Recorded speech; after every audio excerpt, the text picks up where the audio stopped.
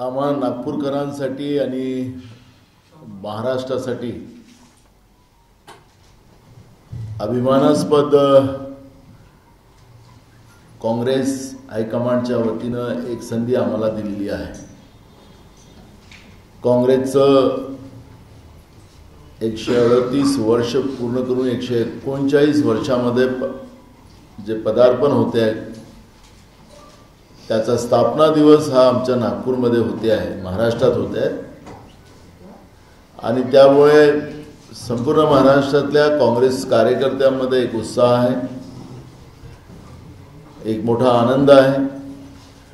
आणि त्या निमित्तानं नागपूरमध्ये 28 तारखेला आमचे राष्ट्रीय अध्यक्ष आदरणीय मल्लिकार्जुन खरगे साहेब, आमच्या नेत्या सोनियाजी गांधी, राहुलजी गांधी, प्रियंकाजी गांधी, देशभरातले आमचे मुख्यमंत्री, आमचे एलओपी प्रदेश, अनेक राज्यातले प्रदेश अध्यक्ष, वर्किंग कमिटीचे सगळे सदस्य या कार्यक्रमाला उपस्थित राहणार आहेत। आणि त्यामुळे भारत जोडो मैदान, ज्या मैदानाला आम्ही नाव दिलेलं आहे, कारण की हा इतिहास नागपूरचा राहिलेला आहे। 1920 मध्ये याच नागपूरच्या भूमीवर असहकार आंदोलन त्यावेळेच्या अत्याचारी जुलमी इंग्रज सरकारच्या विरोधात महात्मा गांधींच्या नेतृत्वामध्ये एक अधिवेशन झालं आणि त्याच्यामध्ये असहकाराची घोषणा झाली। आणि तिथूनच पूर्ण देशामध्ये इंग्रजांच्या विरोधातलं वातावरण पसरून 1947 मध्ये इंग्रजाला देश सोडून पळावं लागलं, ही आपल्याला इतिहास सगळ्यांना माहिती आहे। इंदिराजींना राष्ट्रीय अध्यक्ष घोषित करण्याचं काम सुद्धा याच नागपूरच्या भूमीमध्ये त्यावेळेला झालेलं होतं, 1959 मध्ये झालेलं होतं। असा जुना इतिहास या नागपूरच्या भूमीवर काँग्रेसचा राहिलेला आहे। आणि त्याच पद्धतीचं आज देशामध्ये जे सरकार आहे ते रोज लोकशाहीला संपवण्याचं काम करते आहे, संविधानिक व्यवस्था संपवण्याचं काम करते आहे, एक अत्याचारी व्यवस्था पूर्ण देशामध्ये निर्माण करण्याचं काम आज केंद्रातल्या भाजप प्रणित सरकारने केलेलं आहे। आणि नागपूरचं हा जो स्थापना दिवस आम्ही साजरा करायला या ठिकाणी निघालेलो आहोत, त्याच्यामध्ये आमचं स्लोगन जे आहे हम तैयार, भ्रष्टाचार मुक्त भारत आम्ही निर्माण करू, आम्ही अत्याचारी व्यवस्थेला या देशातून मुक्त करू, ज्या पद्धतीनं रोजगार मुक्त भारत अशा पद्धतीचा कॉन्सेप्ट केंद्रातल्या सरकारने आणि भाजपपर्यंत अनेक राज्यातल्या सरकारने केलेला आहे। आम्ही हा देश रोजगार निर्मितीचा देश निर्माण करू, महागाई कमी करण्याचा, जी महागाई मोठ्या प्रमाणात वाढलेली आहे ती महागाई कमी करणं हे आमचं दायित्व आहे, शेतकऱ्याला न्याय देणं हे आमचं दायित्व आहे आणि त्यासाठी आम्ही तयार आहोत असं एक स्लोगन देऊन आम्ही या भूमीवर हा 138वा 139 वर्ष याला जी सुरुवात होणार आहे त्या दिवसाला या ठिकाणी आम्ही मोठ्या प्रमाणात साजरा करतो आहे। आणि त्यासाठी आपले काही प्रश्न असतील त्या प्रश्नालाही उत्तर आम्ही देऊ आणि आमचा कॉन्सेप्ट आम्ही आपल्यासमोर मांडलेला आहे। अजेंडा आलेला आहे का आणि कुठल्या प्रपोजल्स मध्ये ठेवणार आहेत का तिथे? आमचं मी तुम्हाला सांगितलं की वेळेवर काही प्रस्ताव येतीलच, पण जो आम्ही स्लोगन दिलेला आहे तो स्लोगन आहे शेतकऱ्याला न्याय देण्यासाठी आम्ही तयार आहोत। हा या देशामध्ये ज्या पद्धतीने बेरोजगारांचा देश निर्माण करण्याचं पाप केंद्रातलं भाजप आणि भाजपप्रणित सरकारांनी प्रत्येक राज्यात केलेलं आहे, इथं रोजगार निर्मिती करण्याचं आणि या देशाच्या युवा शक्तीला न्याय देण्याची संकल्पना, त्याच्यासाठी आम्ही तयार आहोत। महागाई कमी कशी करता येईल, देशाचं संविधानिक व्यवस्था आणि देशाची लोकशाही कशी वाचवता येईल त्याच्यासाठी आम्ही तयार आहोत। हा कॉन्सेप्ट हा त्या ठिकाणी आमचा राहणार।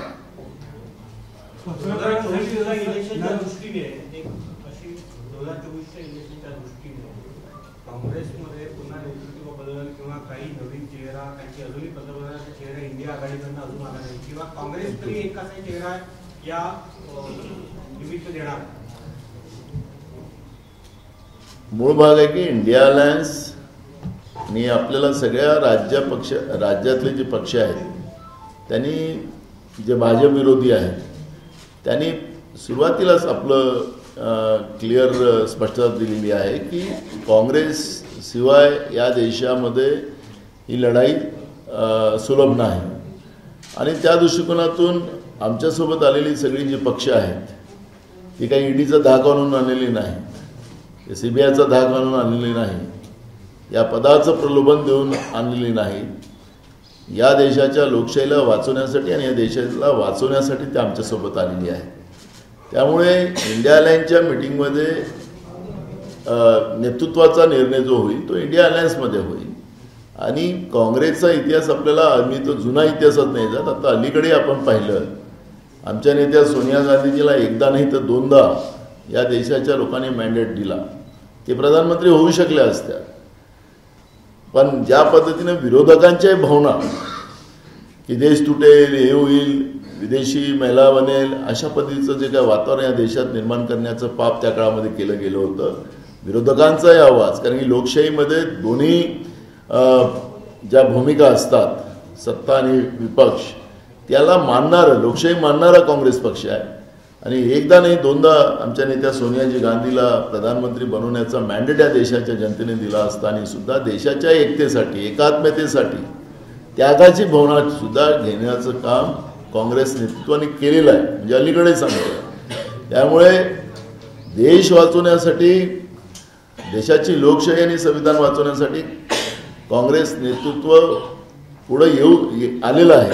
त्याच्यामुळे जे काही इंडिया अलायन्समध्ये जे निर्णय होतील ते निश्चितपणे मान्य होईल. नाही, मराठी संपलं का? सर, माझा असा प्रश्न होता की आपण 3 राज्यामध्ये इंडिया आघाडी हारलेली आहे, तर त्याच्या मागे भरपूर लोकांचं असं म्हणणं आहे की ईव्हीएमची सेटिंग होती, त्यावर आपण काय म्हणाल? आम्हाला एक गोष्ट कळतं की 2018 मध्ये आम्ही छत्तीसगड जिंकलो, मध्य प्रदेश जिंकलो आणि राजस्थान जिंकलो. 6 महिन्यानंतर लोकसभेच्या निवडणूक आल्या, त्याच्यात आम्हाला 2च खासदार या तिन्ही राज्यात आले. आता काल परवा पण आता कालच एक रिपोर्ट आला. त्यामुळे या सगळ्या राज्यामध्ये आता काँग्रेस जिंकणार, महाराष्ट्र जिंकणार.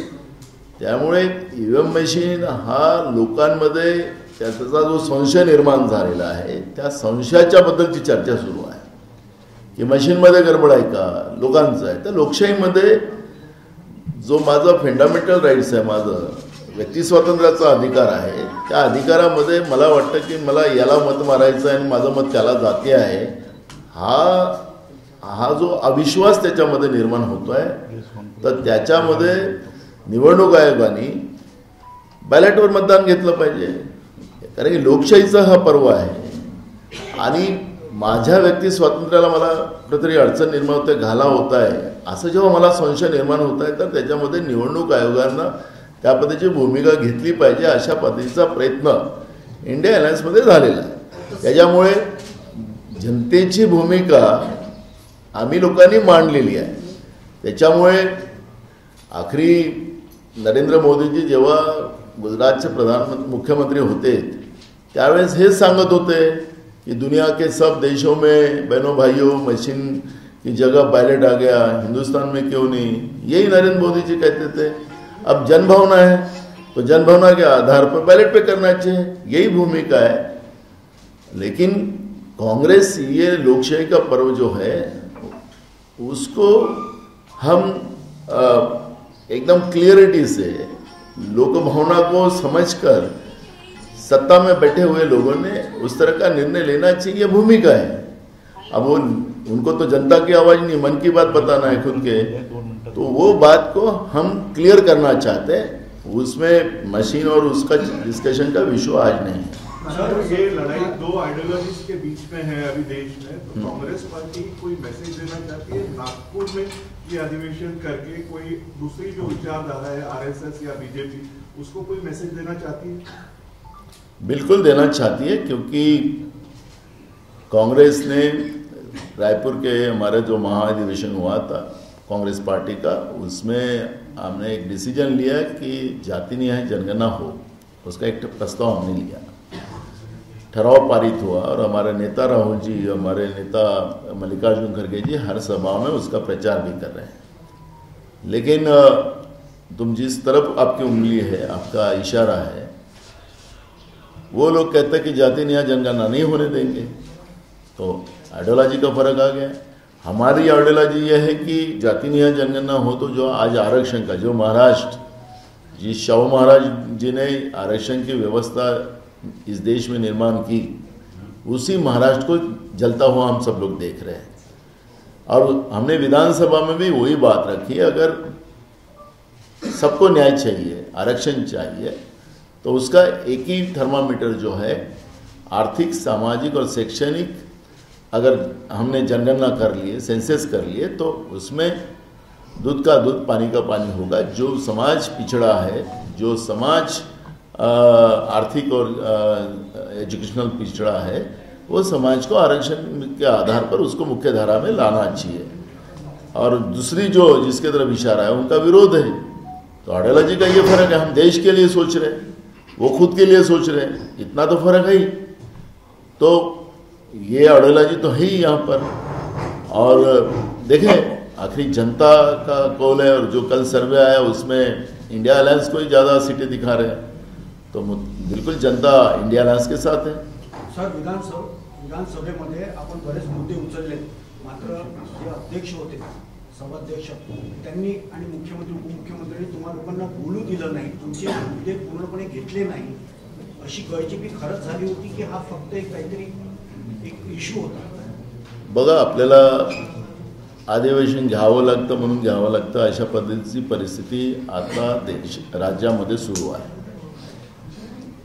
मागच्या पावसाळी अधिवेशनामध्ये या सरकारने 96,000 कोटीच्या पुरवणी मागण्या मंजूर केल्या, आणि आताच्या या परवाच्या याच्यामध्ये हिवाळी अधिवेशनात 55,000 कोटीच्या पुरवणी मागण्या मंजूर केल्या। मी इतके वर्ष विधानसभेमध्ये काम करतोय, इथं बसलेले आता स्वतः उत्तमवार साहेब 7दा खासदार झाले, सतीश बाबू पण 6दा विधानसभेमध्ये त्यांनी कामकाज केलं, आता आमचे 5दा आता नितीन राऊत आहे। आम्ही एवढे वर्ष पाहतोय 3-3.5 कोटीच्या मागेपुढे होऊ शकतात। राज्याच्या बजेटच्या बरोबरच्या पुरवणी मागण्या हे सरकार मागते आहे, हे सरकार किती कर्जामध्ये डुबलेलं असेल याचा अंदाज आपल्याला येतो आहे। त्यांना संविधानिक व्यवस्थेच्या आधारावर पुरवणी मागण्या मंजूर करण्यासाठी विधानसभेत यावं लागतं, म्हणून त्यासाठी हे अधिवेशन आहे का, हा एक प्रश्न या ठिकाणी निर्माण झालेला आहे। आपण विदर्भामधलं हे अधिवेशन होतं आणि नागपूर कराराप्रमाणे हे अधिवेशन नागपूरला घेतलं गेलं पाहिजे, हा पण मुद्दा आहे।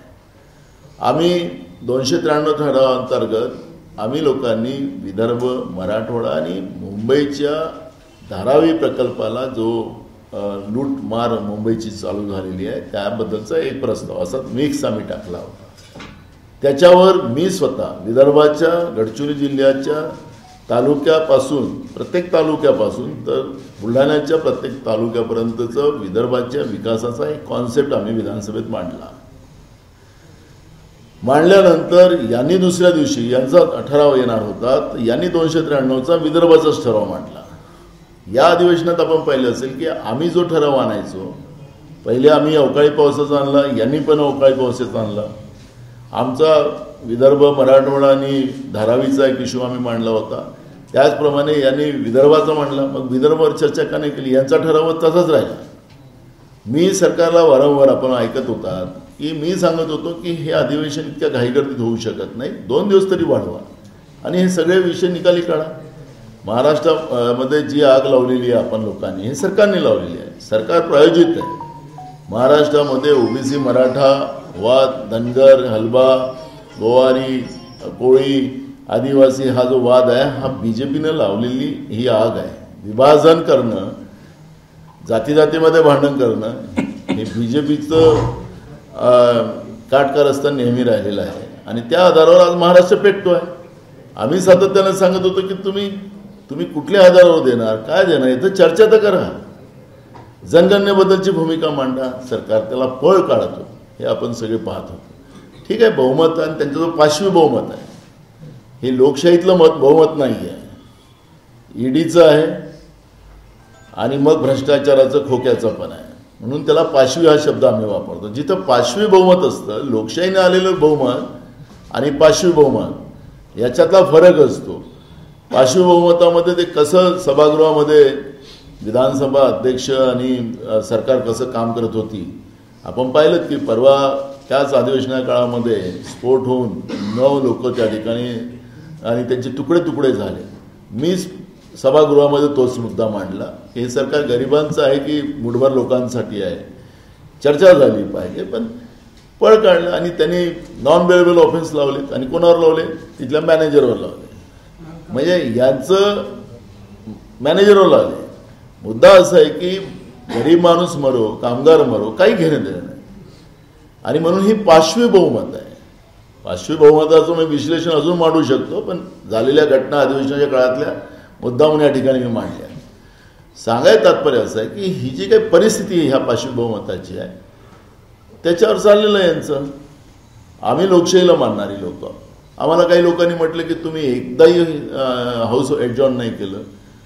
आता एडजॉर्न करायचं म्हणजे का काहीतरी मारपीट करावं लागेल, फेकावं लागेल, कागद फागद काहीतरी करावं लागेल, काहीतरी बहाणा करावं लागेल. तर आम्हाला लोकशाहीच्या मार्गाने आम्ही आमचं मत मांडलं. विधान परिषद असतील आमचे अभिजित वंजारीने तिथं चांगला किल्ला लढवला, खाली आम्ही लोकांनी लढवला. आणि आम्ही आमची भूमिका लोकशाही पद्धतीनं मांडत होतो. सरकारला ऐकायचं नाही, सरकारला मनमानी करायची होती ते आपण पाहिलेली नाही.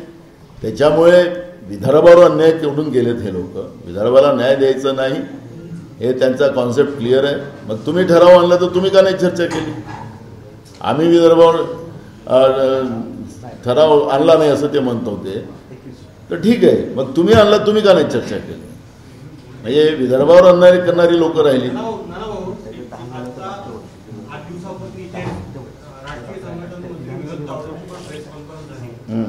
राष्ट्रीय स्तरावरचा त्यांनी एक मुद्दा असं उपस्थित केला की आम्ही राहुल गांधींना मुळीच गंभीरपणे घेत नाही, उलट ते जितके बोलतील किंवा भाजपला त्याचा फायदा होता. या मुद्द्यावर तुम्ही काय? आम्ही पण नरेंद्र मोदींना फार काही गंभीर घेत नाही. आम्ही पण घेत नाही, अमित शहाना पण घेत नाही, आम्ही पण गडकरींना घेत नाही, आम्ही पण देवेंद्र फडणवीसला गंभीर घेत नाही. लोकशाहीमध्ये एक आम्हालाही म्हणावं लागेल म्हणून मी सांगतो तुम्हाला. ते असं बोलतात तेव्हा मी मगाशी सुरुवातीला सांगितलं की सोनियाजींना 2दा प्रधानमंत्री बनण्याची संधी होती, पण विरोधकांनी ज्या पद्धतीने देश तुटेल वगैरे, तर ते ही एक लोकशाहीतली 2 चाकं असतात, हे आम्हाला मानावं लागतात. आता त्यांना लोकशाहीच मान्य नाही, त्यांच्याकडून वाक्य येणार. आणि म्हणून मी तुम्हाला नाईलाजानं हे लाईन बोललो की आम्ही पण मान्य नाही करत. ही लोकशाही होत नाही, हे लोकशाही होत नाही. विरोधकांच्या प्रमुखाला, नेतृत्वाला सन्मान करणं हे आमची लोकशाहीतली परिभाषा आहे. ज्यांना लोकशाहीच मान्य नाही तसेच लोक हे असे बोलतील. त्याच्यामुळे त्यांच्याबद्दल मी काय वक्तव्य करावं? जे कोण सांगतात ते शिक्षण मंत्री होते, त्यांनी काय उजेड पडलं तुम्हाला जास्त माहिती आहे, त्यामुळे मला त्याच्यावर जास्त जायचं नाही आहे. मी सांगितलं काँग्रेस पक्ष हे लोकशाही मानणारा पक्ष आहे, त्यामुळे त्यांनी ह्या पद्धतीचं उद्धटपणा बोलावं. मग आम्हालाही म्हणता येईल, पण ते आम्ही त्या पद्धतीचं बोलणार नाही. मी मुद्दाम तुम्हाला सांगितलं, त्याचं विश्लेषण केलं. मानत नाही असं नाही. प्रधानमंत्री आहेत, त्यांचा रिस्पेक्ट आमच्या मनात आहे. आमच्या प्रधानमंत्र्याचा कोणी अपमान करेल बाहेरच्या देशातला माणूस, तर आम्ही कधीही सहन करणार नाही. ही आमची परिभाषा आहे. पण त्यांनाच विरोधकांना मानायचंच नसेल, नेतृत्वाला मानायचं नसेल, तर त्यांना लोकशाही मान्य नाही आहे. म्हणून हे असे वक्तव्य करणारी लोक आपल्याला आमच्या नागपूरच्या पवित्र भूमीमध्ये पाहतात, जिथे डॉक्टर बाबासाहेब आंबेडकरांनी धम्मचक्र परिवर्तन घेतलं, जगाला संदेश दिला. अशा भूमीवर येऊन असं ते बोलत असतील, लोकशाहीच्या विरोध बोलत असतील. कारण की बाबासाहेब आंबेडकरांनी संविधान लिहिलं, त्याच संविधानाचा शपथ घेऊन तुम्ही प्रधानमंत्री झाला. आता याच भूमीवर येऊन, कर्मभूमीवर तुम्ही असं बोलत असाल तर ते काय लोकशाही आहे का? मी उपवासात्मक बोललो. आम्ही सन्मान आहे, आम्हाला प्रधानमंत्र्यांचा सन्मान आहे, गृहमंत्र्याचा सन्मान आहे, आम्हाला बिलकुल आहे. राज्याचा, उपमुख्यमंत्र्याचा, केंद्राच्या मंत्र्याचा सन्मान आहे आम्हाला. पण हे असं बोलतील तर आम्ही असं बोललं तर पण ते आम्हाला, आमचा स्वभावच नाही. वंचित बहुजन आघाडीचे प्रकाश आंबेडकरांशी चर्चा सुरू आहे. इंडिया आघाडीचे असं म्हणतात आहे, पण प्रकाश आंबेडकर म्हणतात आहे की मी काँग्रेसच्या वरिष्ठांना पत्र लिहिलं पण अजून कोणताही रिप्लाय त्यांच्याकडनं आला नाही. मला माहिती नाही त्या विषयावर. ते मला दिल्लीशी त्यांचा संपर्क आहे. ते मोठे नेते आहेत, हे आमच्याकडे संपर्क नाही त्यांचा.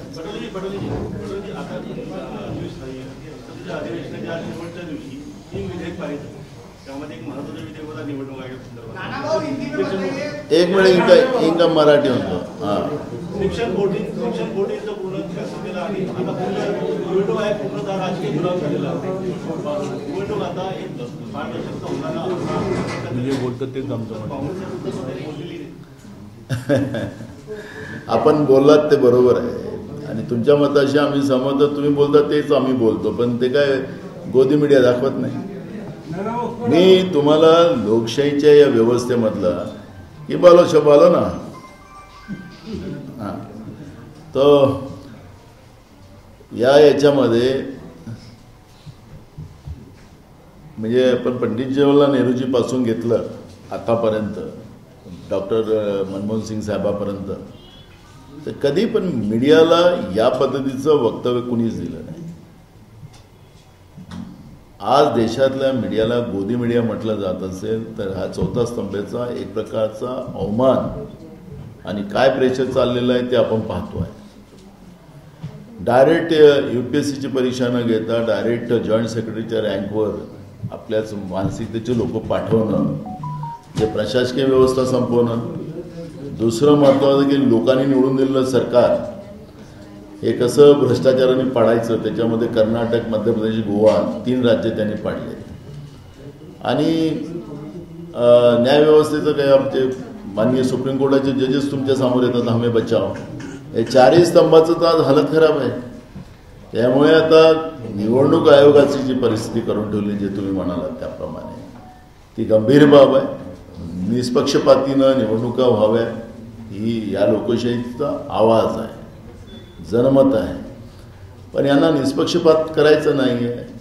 आता पुढं अजून काय काय करतात आता समजेल. आता वेळेवर देशामध्ये उद्रेकच करायचं ठरवलं असेल केंद्रातल्या BJPच्या सरकारने, तर हे गंभीर बाब आहे. CWCची मीटिंग होणार आहे का नागपूरमध्ये? नाही, ते झाली 21ला झाली CWC दिल्लीमध्ये, 21ला झाली. त्याच्यामुळे इथं CWC होणार, इथं सभा होईल. राज्यभरातून किती कार्यकर्ते येणार आहे आणि पत्रकारांची काय व्यवस्था, नंतर मग आपल्याला सगळ्या पासेची व्यवस्था राहील. मी तुम्हाला मानणारे लोक आहोत, त्यामुळे आपल्याला चौथा स्तंभाला बिलकुल त्रास होणार नाही याची काळजी आम्ही घेऊ. राज्यभरातून किती ते आता आमचं तर 9 ते 10 लाखाचं आहे, पण ते जागेचा सगळ्यात मोठा प्रॉब्लेम आहे. त्याच्यामुळे आता आम्ही रोज त्याच्याच कामात लागलेलो आहोत. काही लोक भिंती टाकायचा प्रयत्न करतात आहे. आपल्या नागपूरची ही संस्कृती नाही राहिली. ठीक आहे, आम्ही वेळेपर्यंत सगळ्यांना समजून जागेचं पण माप मोठ्या प्रमाणात राहील. रामलल्ला कोणाची प्रॉपर्टी नाही असं उद्धव ठाकरेंनी म्हटलं. रामलल्ला कोणाची प्रॉपर्टी नाही असं उद्धव ठाकरेंनी. बरोबर आहे. मी स्वतः मंदिरासाठी पैसे दिलेले आहेत, पावती पण आहे. मी 2 त्या विटा, शिला ज्याला आम्ही म्हणतो, शिला मी डोक्यावर घेऊन फिरणारा कार्यकर्ता आहे. आमचं मंदिर अयोध्येमध्ये राम मंदिर व्हावं हे मानणारा मी आहोत. त्याच्यासाठी आम्ही विटा पण दिल्यात आणि नोटा पण दिल्यात. त्यामुळे हे सगळ्यांची प्रॉपर्टी आहे, प्रॉपर्टी नाही, आस्था आहे. आता हे मी आस्था आहे असं समजे, आम्ही हिंदू धर्मियांची आस्था आहे. आता मीच त्या ट्रस्टच्या आणि काही संतांच्या भूमिका ऐकत होतो की आम्ही जे कोर्टात गेलो होतो राम मंदिरासाठी ते आम्ही बाजूला पडलो. तो निकाल आमच्यावर दिलेला आहे. पण भाजपनी जेव्हा हिमाचलमध्ये त्यांचं पार्टीचं अधिवेशन झालेलं होतं त्यावेळेस सांगितलं की हा आस्थेचा विषय राजकीय होऊ शकत नाही आणि आम्ही याच्यात पडणार नाही, आम्ही कोर्टात जाणार नाही असं BJPनं ठराव केलेला हिमाचलमध्ये. ते संत सांगतात आहे. काही गोविंदाचार्य पण आपले आहेत त्याच्यामध्ये, शंकराचार्य आहेत. ते शंकराचार्यांचं स्टेटमेंट आहे. त्यांनी असं सांगितलं की आम्ही गेलो तो कोर्टात, निकाल आम्हाला मिळाला, पण हे आता पुढारी दुसरेच झाले. अडवाणी आणि ते मोहन जोशी आणि ते त्यांनी रथयात्रा केली ते बाजूला झाले. पण त्यांचं शंकराचार्यांचं म्हणणं आहे की आम्ही कोर्टात गेलो, निर्णय आम्हाला मिळाला आणि पुढारी वेगळेच झाले, असं त्यांचं दुःख आहे. हे आम्ही शिवाजी महाराजांच्या महाराष्ट्रात राहतो, आमचे दैव शिवाजी महाराज आहेत. आणि शिवाजी महाराजांनी भूमिकाच केली होती की रामदास स्वामी असतील, संत तुकाराम महाराज असतील, ते त्यांचं काम आहे. धर्माचं काम करणारे धर्माचं, राज्यकर्त्यांनी राज्यकर्त्याचं काम करावं, ही शिकवण आम्हाला मिळालेली आहे. आणि इथं आल्यानंतर महाराष्ट्रामध्ये तेच लोक इथं शिवाजी महाराजांचं नाव घेतात, तर शिवाजी महाराजांचं नाव घेतात तर त्यांच्या विचाराचं पालन केलं पाहिजे ना या लोकांनी. हे माझं स्टेटमेंट नाही, शंकराचार्यांचं आहे. 180 कोटी सुनील केदार यांची आमदारकी काल रद्द झाली. झालं ना, आम्ही दिलं काल त्याच्यावर. जाती जमावणारा नेता आहे, त्यामुळे या सभेवर त्याचा काही परिणाम दिसून येईल का? बघा तुम्हाला आम्ही काल बोललो त्या विषयावर, आता कशाला घोटाळा करता येईल. एबीपी माझा, उघडा डोळे बघा नीट.